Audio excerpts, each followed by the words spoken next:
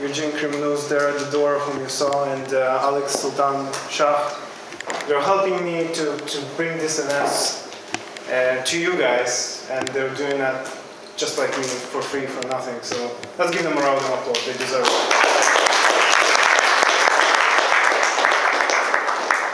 You know, when I started these events about a year and a half ago, my first speaker was Jerry Bond. And I started to prepare and started to listen to his lectures and read about him.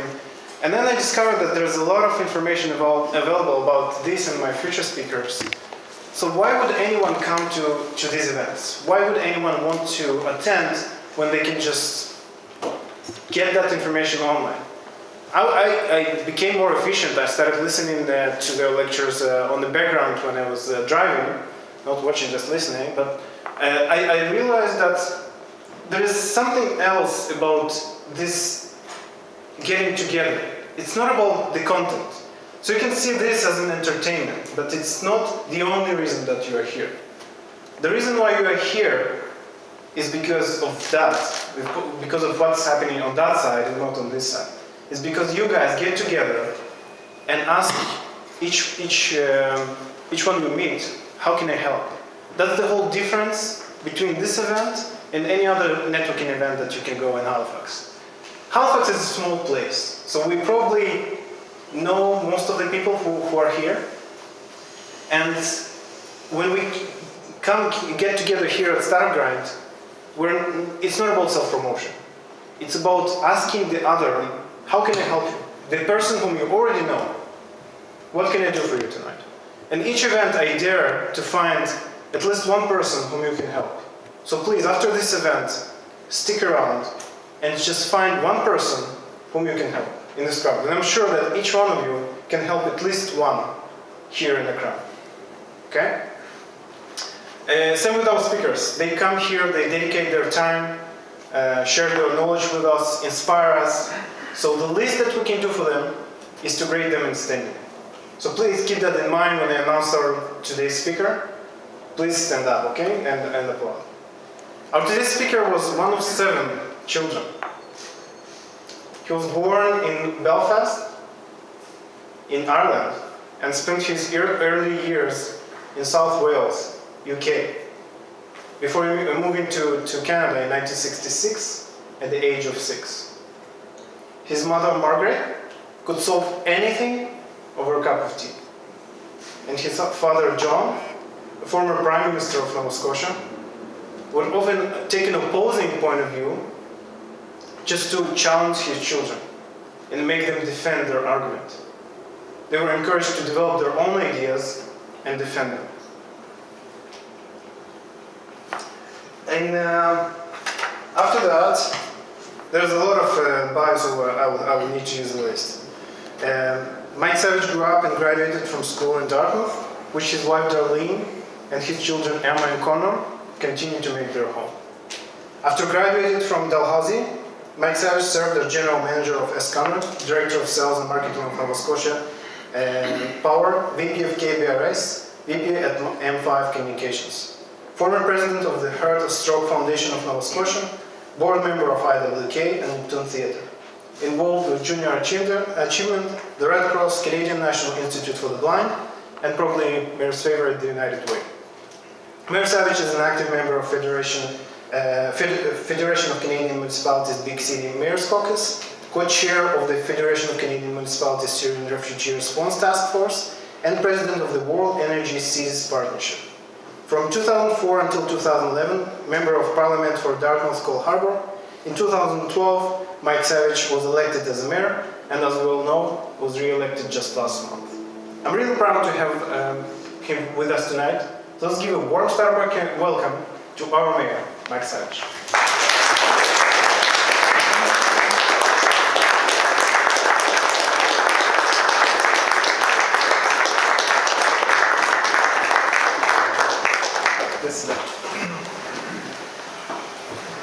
What did you dig all that up about my growing up and all that stuff? Oh, we talk about that. I talk about it? Yeah.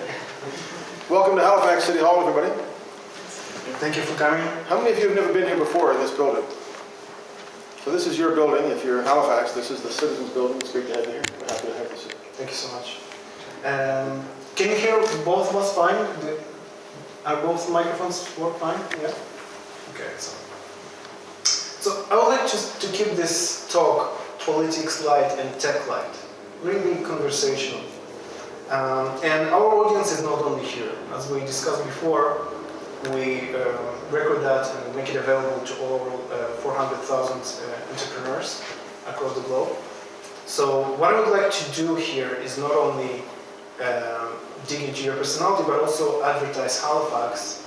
And it's a sensitive moment right now because after the election. So let's take a case study where US entrepreneur, high-tech entrepreneur, is frustrated with the election and now is considering moving to Canada. Now she's looking from coast to coast, Vancouver to Halifax. Why Halifax? What's our value proposition here, and why would she decide to move here and live here? Okay, so frustrated with the U.S. election, not the Halifax election. Oh yeah. But we've started this program that we call Sell Halifax, where we take Halifax on the road. And for us, we look at those things that make us unique. All cities want certain things. We all want to be startup capitals. We all want to have young people come here. We all want talent. We all want to be innovation hubs. We all want growth. So we have universities here. A lot of places have universities. We have a great harbor. There's a lot of great harbors in the world. Although ours is the second best natural deep harbor in the world. That's pretty good. But what we said was, what are those things that make Halifax a value proposition that's worth looking at? And for us, it came down to three things. And we say, come to Halifax for a little bit of TLC. Talent, location, cost. We have talent. Look in the room. We have talent here in Halifax. We have young people who come here to go to school from around the world. We want to find work for them here. We're a good location in two ways. One, in that we're a gateway into North America with our port and also our airport. But also, you can be here in a downtown that's a pretty good downtown, and 20 minutes later you can be in a canoe on a fresh lake. That's the locational aspect, and we think we're a pretty good price.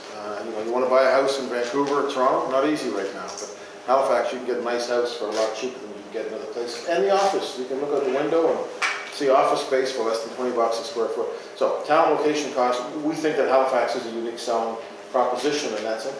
Okay. And there's also Halifax Partnership, which plays a significant role. So maybe you could elaborate on how does it work with other levels of government and helps businesses here.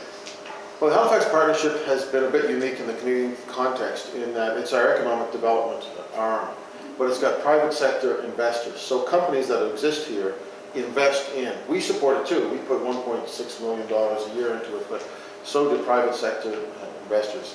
And they don't give money to companies to come here. We work with the provincial government and the Nova Scotia Business Inc., for example, and a COA at the federal level to generate economic activity for this region.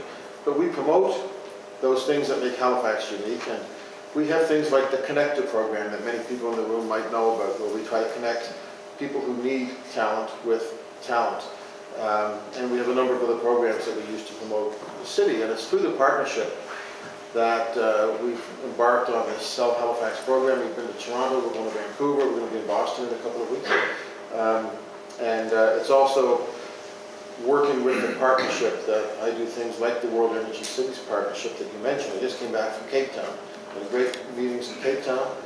The year before that, our AGM was in Rio de Janeiro.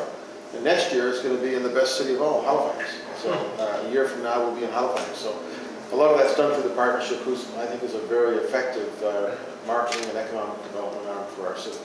Interesting. And it's interesting that you've mentioned all three cities because in all of them we have strong chapters of Startup. Good. And how Halifax changed during you being mayor and in general? And maybe what steps would you like to take to make it more friendly to high-tech in the future? So, 5 years ago when I was thinking of running for mayor the first time, Halifax's growth rate was not strong. So the overall growth rate of the city, we were 12th out of 13 major census metropolitan areas. The 13 major cities in the country, we were 12th in terms of growth. And so that's a problem. Cities that don't grow don't prosper. Last year we were 3rd Canada. This year we're second behind only Vancouver in terms of growth. That's a positive thing. We're also becoming more diverse as a city and more inclusive and more international. And you know, the world being as mobile as it is, you know, you have to get out there with your message, but you also have to be really understanding of the need to bring people in from anywhere in the world who have good ideas and a bit of energy. And that's really positive. So we're growing. We have good investment in our downtown and in key areas outside of the downtown. Certainly things like the Irving shipbuilding contract, which is a $30 billion contract, is a great thing. Potential oil and gas that Shell and BP are looking at. But it's the organic growth that sort of springs off that. You know, according to the Brennan Group, Halifax had more of the top 25 ICT startups in Canada than any other city last year. More than KW, more than Toronto, more than Winnipeg, more than anybody else.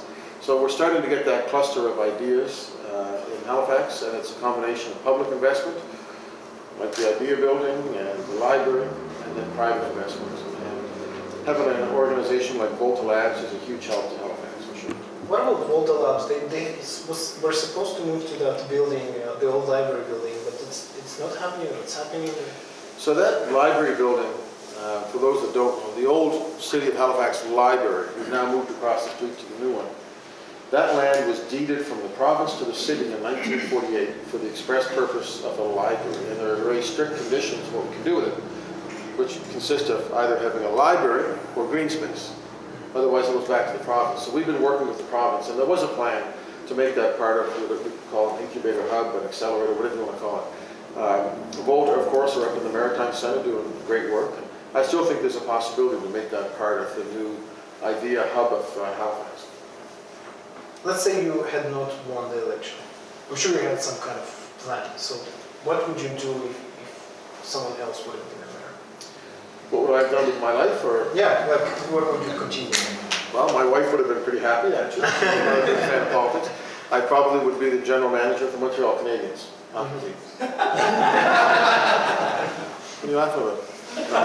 I would go back into business. So people say you're a politician. So I was in business. I worked for the Irving organization, ran an oil company, as you mentioned. I worked for Nova Scotia Power. I was in a small business, Knightsbridge, Robertson, Surrey. I didn't get into politics till later in life. I never saw myself as being a politician. I was always interested in politics. I always intended to be involved in politics, but I didn't have to be. My father was like, yeah, but my father was not a politician.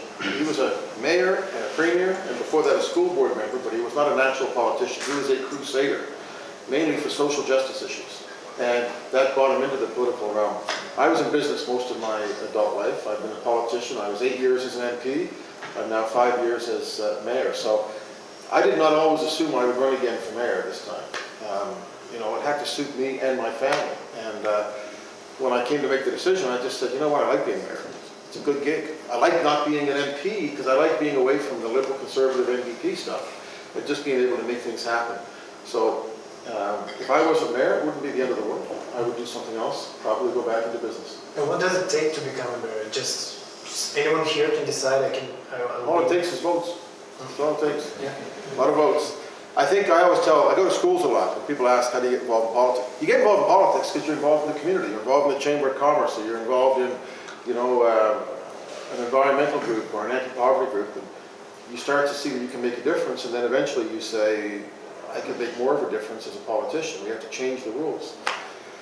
So if you're involved in the community, that's how you get involved in politics. And to me, a good mayor is somebody who, first of all, likes people, and secondly, has a real desire to work with other people on the council effectively, and thirdly, wants to see the community, has an idea, a real idea, more than just, as mayor, you can go day to day just doing events. You could, look, my schedule is nuts. You can just do events, but what you want to do is make a difference. And for me, that's on things like economic development, social inclusion, diversity, talent attraction and retention, the big issues. And the events are important, and some of them are part of that mandate. But you have to try to, to be an effective mayor, you have to have an idea beyond just cutting a ribbon as to what you want to do in your city. So how does your typical day look? My typical day? Well, Sean's here, she could tell you, but I start early. I've always started early, so I'm in the house. I'm in the office here shortly after 7. How do you get here? How do I get here? I have a magic carpet. And, the city plane. No, I usually come in by car. I get a parking place. The only perk of being mayor is you get a good parking spot. I come in early and you work hard all day. Is that the one I took here? Yes, that's it. Okay. It's a busy. I always tell people, you don't have to be a good mayor to be a busy mayor. You get invited to so many things, and the trick is to do those things that you think make a better community and not just fill your day. And you have fixed salary, I assume, right? You're not paid by hours. So No. the fact that you're here, nobody pays you for that, right? You get. What do you mean? I thought you were paying me. Okay. Well, you get a salary. All right, and we all as entrepreneurs try to squeeze more out of 24 hours, but we still try to rest enough to be creative and to be productive. How much do you sleep? How much do I sleep? Yeah. Probably not enough. My wife tells me I don't sleep enough. I probably go to bed about 11:30 and get up at 5:30, 5:45. Okay, and how do you relax? How do you rest? Well, I was, for about the last 6 months, I was watching CNN, watching the presidential election. That's not It didn't turn out to be that relaxing. But, no, I have other interests. I play golf and spend time with the family, and I don't seem to have as many interests as I used to have when I was younger. The job is quite consuming, but you're responsible for making it fit your life, and if you don't, then I don't spend nights here at City. I don't spend nights in the office. I go home every night, and that's one advantage over being a member of You have a Parliament. bed here? Or? No. When I was a member of Parliament, I spent a lot of time in Ottawa. I had to, and here I'm home. Unless I'm traveling, I'm home every night. And I would wake up in the same house as my family. That's a big advantage. So if I bring you back to your childhood, could you recall any events which defined you as a person? You like a psychologist or something? Oh yeah, that's what I thought. I think moving. So I was born in Belfast, as you said. My whole family was in the UK. My mother was one of 7. My father has only one brother. They were all in the UK. And it was a big deal for us to move. We were the only ones that came across that big lake, the Atlantic Ocean, to come over here. So that had an impact on us. Obviously my parents. My father was a medical doctor, but he was always interested in improving the condition of people's lives, especially those who had difficulty. So when he came to Canada, he started looking at the African Nova Scotian community, young people that had drug and alcohol addictions, and things like that, and he spent a lot of time. So we were always impacted by the activities of both of my parents, my father in a more public way, my mother in a more private way. And, having 6 brothers and sisters, I'm sure had an impact on us too. Our house was never quiet. And quite often we had more than just our own brothers and sisters. If somebody had a friend that was in trouble, they came and, they slept on the living room floor. And that was just the nature of the house that we had growing up. Right. You can just imagine what went through the minds of your parents, because right now we have a kid, my wife and I, almost 2 years old, and we only have one. Yeah. And I'm just trying to convince him to have the second one. So 7 is, I don't know, it's great, I wish, because I told you I want 7 kids and 2 of us, so 9 is a great family. Yeah. And she said, well, listen, let's speak about the second one in a year. You told the last 5 are easy. First 2 are tough. They just take care of each other. That's amazing. But you know what I mean? It's the way of the world, right? I grew up in a neighborhood where most people had 3 or 4 children, it seemed, and they lived in small houses. And now we all move out of those small houses where there was the family of 5 or 6 or 7, or in our case 9, and we're living in bigger houses for 1 kid or 2 kids, right? The world's changed. Yeah. It's not because of the religion, right? You don't come from a religious family. Yeah. I do. I would say I do, yeah.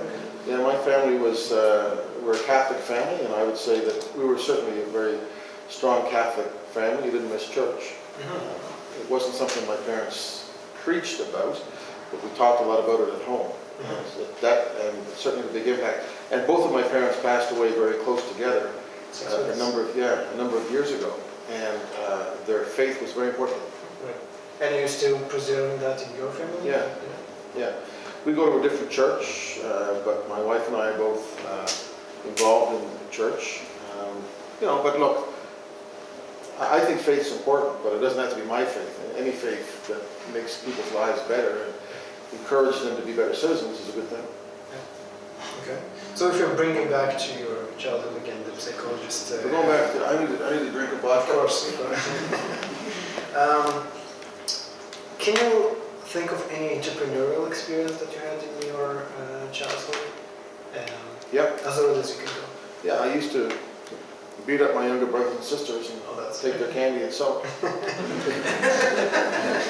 Is this being taped? Oh no, that's not true. Bloopers. Yeah, I had a paper route, you know, like a lot of kids, you know, selling, distributing newspapers for,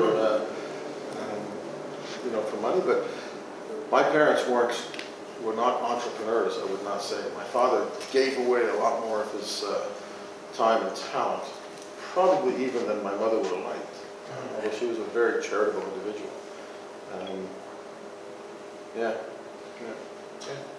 So, if you bring yourself back to when you were 20, 25, what would you tell to yourself back then? What would I tell myself now? Like from now to then, what would you tell to your 20 So sort of a, you know, if I knew then what I know now kind of question? Yeah. To when I was 20 or 25? So I graduated university at a pretty young age. Between moving from England to Canada and everything else, I ended up skipping a grade and I was young when I graduated. And I was always intended to be a lawyer. And when I graduated university, my undergrad, there was a lot of lawyers around. And so I went out and decided to work for a year. And it wasn't until years later that I went back to school. I think I probably would have done another degree, looking back on it now. There's probably a number of things I probably would have taken more chances. You start making a few dollars and it's guaranteed when you're in your 20s and you start getting a taste for it, you like it a lot. I would probably, looking back on it, tell myself to be bolder. I married a great person. I married up in life. I wouldn't change that. We didn't have kids till later. I might have tried to have my kids a little earlier so they'd be paid off by now instead of And what are you most proud of right now when you look back? in my life. All my kids. Yeah. Yeah, my kids. Proud of my parents. Proud of my family. I'm very proud of my family. So, you know, my father's well known in this province. And as I said, he wasn't really a politician, but he became a politician. And he became premier at a particularly challenging time in the history of this province. And made some very tough decisions and absolutely made courageous and principled decisions. And it was tough at that time, but very shortly after he left as premier, people realized he had done things that he thought was the right thing to do. So I'm proud of them. My kids, my daughter is 20, third year at St. X. My son is in grade 12, he's 17. And they're good people, they're good people. And so, you know, I think you're proud of those things. I'm proud to have been elected a number of times. You know, running for office, you know, if you think, you know, being an entrepreneur is risky, running for office is risky too, because you're putting yourself on the line. And so I'm proud of public service. See, I believe in public service. I believe in politics. A lot of people don't. And some people run for politics saying, I'm not a politician.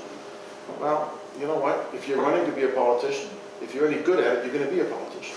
Don't be ashamed of it any more than you be, you know, if you want to be good at something, be good at something. Don't apologize about it. I'm proud of public service and politics. And, yeah.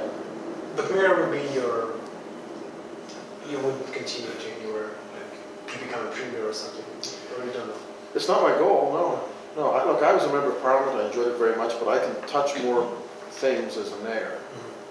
And I can do it without the constraints of party politics, so I don't have to worry. It's very liberating when you've been in a different level of politics. And if you look across Canada now, our biggest cities, Toronto, Montreal, Vancouver, Ottawa, Mississauga, Brampton, a lot of our biggest cities have mayors who came from federal politics like I did, or provincial politics as some of them did. It used to be the farm system was you started off at school board and went to municipal, then provincial and federal. You know, and Now you see a lot of people going from federal back into municipal because cities is where stuff happens. Okay.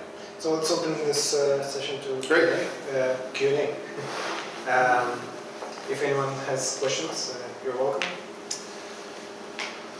Come on here. You've got, at the municipal level, you are where the action is. But you got to go begging to the province to change the speed limits in the city that influence daily the lives of everybody here. You know, the economic powers that you have, as in speaking as the whole city and the city council, are really constrained by trickle-down kind of economics from the feds, from the province. And I guess, what are you going to do about it? Yeah. There's a fair bit of truth to that. We also have, there are some things that we're very, liberated on. We can manage our own budgets. We can determine our own priorities. Identify those things that we think the community needs. We are, from a legislative point of view, still a creature of the provincial government. But that's changing. I belong to a group called the Big City Mayors Caucus in Canada, top 20 cities in Canada. And when I was first elected, I spent, 4 years under the previous federal government. We only met with one cabinet minister. The first meeting we had after the last federal election, we met with 6 cabinet ministers and the prime minister.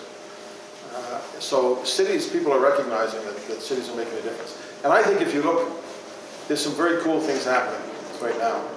You may notice this week in the United States that a number of cities and mayors, New York, de Blasio, Philly, Seattle, Chicago, a whole host of cities are telling the president-elect that they will not follow his plans to deport people, that they will be sanctuary cities. This is the mayors taking the lead on this. Just like a year ago with the Syrian refugee crisis, a lot of governors said, we don't want refugees. A lot of city mayors says, yes, we do.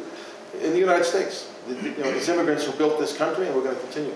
So I think there is a part of this that is iterative, that has to change, and we're constantly looking for adjustments to the powers that we have as a municipality. For example, we passed a motion at our council to allow permanent residents to vote in municipal elections. We need the province to allow us to do that. They haven't done that yet. So there are things where we can't do it. But the nature's changing, and people are recognizing that cities are more important, and it'll happen here as well. And how do you make a choice between the politically expedient and easier option, or something that you really want to promote and it's more difficult and less popular? Right. Well, it depends when the next election is. I think that's always the case. So, and that's at any level of government. You're always balancing those things. And you know what? I always tell our city councillors that it's our job to put people in the equation. So some of those things which are politically popular also happen coincidentally to be right. But there are occasions where you have to make decisions that are difficult and you think are in the best interest of the people. And we live in a democracy. It's like I told people last week, I don't like the fact that Donald Trump is the president-elect of the United States, but you can't pick and choose which elections you follow. It's the same thing with making decisions. You'll never know completely whether it's politically expedient or whether it's not. One thing that is liberating as a mayor is I don't have to follow party policy because there is no party. And you can make your own decisions. And you have to make your own decisions on every issue. And I think by and large, with good discussion, with open discussion, with a transparent process, good decisions get made. So my question, I guess, is you said you were involved in the community, right? So that's something a lot of us struggle with, on how to get involved with the community. So how did you get involved in the community? Well, you're right. So I'm an immigrant to Canada, but when I came here, I was 6 years old. I had blonde hair, and I had a gap tooth, and I looked like every other 6-year-old kid in Canada. And so there are a lot of people who have trouble getting involved in the community. And as such, for example, our council doesn't reflect the community that way. So we have to specifically find ways to get more people involved. The City of Toronto has a program called Diverse City, where they specifically encourage people from underrepresented groups to be part of the governance of the city. First of all, agencies, boards, commissions, committees, and then people get dragged into the city and they find a way to be more involved. That's something we have to do more and more often. We try to. I mean, our executive committee of council looks at things and says, do we want more of the same on every committee? Do we want to get some new faces and new ideas? And we have to do that. And then once people get involved in the city that way, it's much more likely they'll run for office, which is the other thing that's the next step. Any more questions? Yeah, go ahead. Talking about involvement, how important do you think events like this are, like Startup Grind, that brings people together like this to kind of interchange ideas? Well, I think they're very important. I think they are very important. I think anything that brings people, together and serves two purposes. One is it helps the individual, but also helps the community. Is then almost by definition is a good thing. We have to find ways to involve more people and bring more ideas, to the table. We have in Halifax a large number of international students who come here, and so I started a thing a few years ago. Some of you may have been to, called the Mayor's Reception for International Students. So first-year international students, we invite them all to come to an event, and it's been hugely successful. It's great fun. They get to meet the mayor, some of the councillors, they get to meet the police, the fire, they get to understand how transit works, they get to understand how you separate garbage and things like that if you're living in a house. So I think you have to go out and create those opportunities where people have a chance to come together and talk about things that make us all better. How do you measure your success in anything that you do? Because we as entrepreneurs, we're obsessed with the metrics. We monitor our users, we count the conversions and all that. So as a mayor, what's success? Well, there are some metrics that are just really important, like growth rate. Are you managing, the budget? Are your programs and services meeting the needs of your citizens? Are you measuring your citizens' satisfaction? Are you measuring your employees' satisfaction? And so next Thursday morning, I do my annual State of the Municipality address. And I'll go through those things. I'll go through the growth. I'll go through the budget. I'll go through our debt. I'll go through our reserves. I'll go through all those measures. But building a community is not as much about numbers as it is about social cohesion and making not just a bigger city, but a better city. So I certainly believe, from being in business a long time, that in the old adage that if you can't measure it, you can't manage it.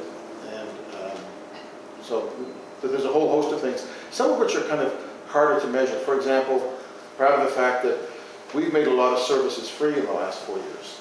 Recreation services, swimming lessons. The Oval is a big investment, the skating oval. Making those things free, we've introduced a new plan for transit for low-income citizens. You don't just measure everything in terms of jobs, dollars, but also a sense of, are we building a community where people want to live and more people have an opportunity to be successful? I hope that's what we're doing.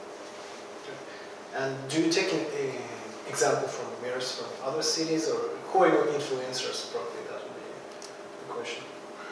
Yeah, so one of the really good things about being a mayor is you get to be involved in lots of discussions with other mayors. So I belong to the Federation of Canadian Municipalities, the Big City Mayors Caucus, the Union of Nova Scotia Municipalities, the Atlantic Mayors Congress, the World Energy Cities Partnership, plus lots of others. And more than any other level of or order of politics, in my view, mayors are open and sharing of information, much less constrained.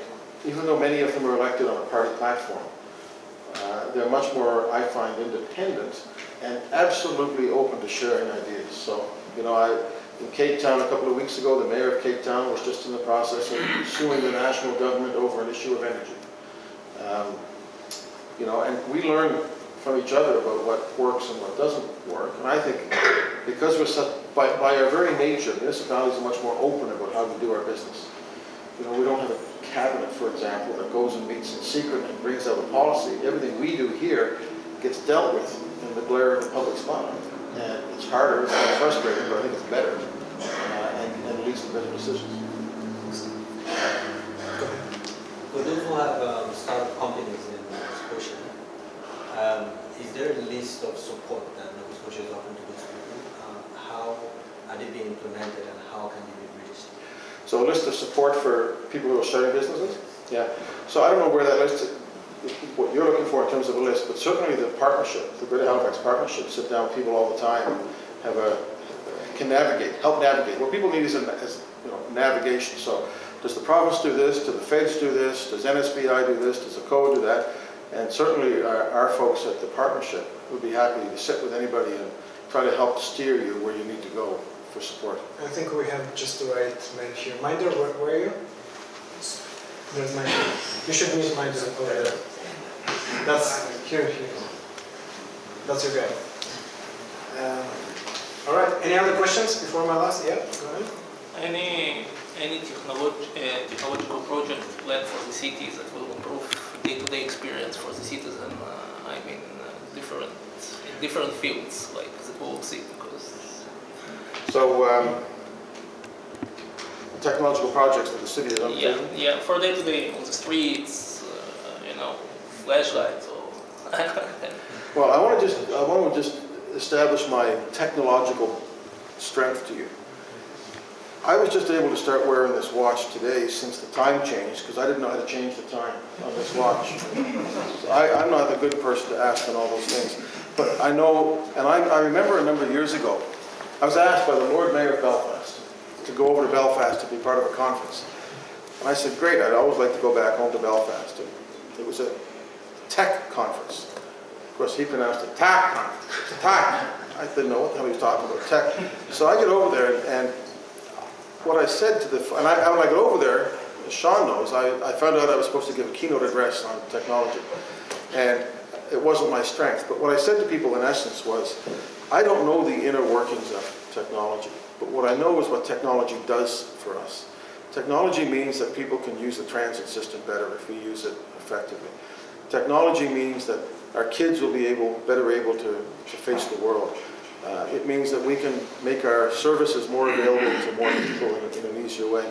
So things like, free Wi-Fi in the downtown. We're investing, I think, $40 million in technology on our buses so that people can be more comfortable on the buses, and they can read their tablet on the way to work, and they can know when the bus is going to be.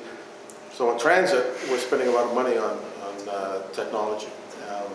And I'm sure that there's other ones as well. I just can't think of them off the top of my head. Hi. So you spoke about the diversity and international students. So I did do a transit when I graduated from Leveille. There's a friend of mine. They graduated and they can find a job here, or they can find a well-paid job, and then move back to the country. So I was wondering, is there any plan in overcoming this challenge? Yeah. So one of the first things we did when I became the mayor was we set up a thing called Bridging the Gap, where we hire students directly out of university and college, because we kept hearing it takes 3 to 5 years. So we started that right off the bat. It's been very successful. I don't know if anybody in the room has done that. Plus, we started a roundtable meeting with the universities and the college, where once a quarter I meet with the presidents, and we signed an MOU on talent attraction and retention. It's where the mayor's reception for international students came out of that table that we worked at. So I'm kind of having a hard time seeing you there. You're with Volta? Yes. Yeah. And so our unemployment rate is pretty good right now. We're lower than Montreal, Toronto, Winnipeg, not Vancouver, but Edmonton, Calgary, and all those. But there are still places where people can't find work, and we have to help to make those connections. It's certainly my goal that everybody will have an opportunity to be successful. When I go to some companies, Lixar is an example I use a lot, it's like the United Nations of companies. There's people there from all over the world, and they've chosen to come here to go to work here. So there are opportunities here, and making them more available to more people is obviously a goal that we have as a city, and working with the universities and with other levels of government, we do that. Thank you. Thank you. Great. Any other questions? No? Right. What will be that was my last one. What will be your most important message to this crowd tonight of entrepreneurs and investors? That Halifax is the place to be. Not the only place to be, but a lot further ahead than we were 5 years ago. There are opportunities here. And Atlantic Canada has always been a part of the country that most resisted the tides of immigration. And for a long time, Atlantic Canadians, in my view, saw immigration as wealth stealers as opposed to wealth creators. We now get it. And the provincial government is working very hard on immigration. But I think that the growth in Halifax, the strength of the Nova Scotian economy will largely be determined by people who, in some cases, don't even know where Halifax is yet, but will end up here. And as we become more diverse, this button that I wear every day, this is not a symbol of the city of Halifax. It's not, what it is a symbol of diversity and inclusion of our new office in Halifax. This is the future of Halifax. The face of Halifax is changing. If you go to the old clubs of Halifax and you look on the walls at the pictures of the people who built our city, Alexander Keith and Kennard and Uniacke and all those people, they all look very similar. I'd like to go ahead 50 years and look back to today and see how the face of Halifax is changing. It's a different look, coming from different parts of the world, multi-religion, multi-ethnic background, different ideas, different experiences, and the people, if people don't get that, then they're not going to be able to understand Halifax in the days and months to come. I think it's good. Wonderful. Mayor Sanders, thanks so much.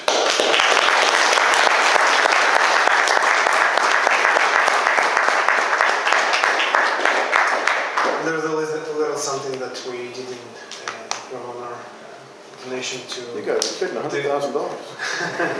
the United States. Okay, now, yeah, you can go. Okay. Thank you all very much. Thank you so much. Now just please stick around and find just one person to help tonight. Thank you for coming.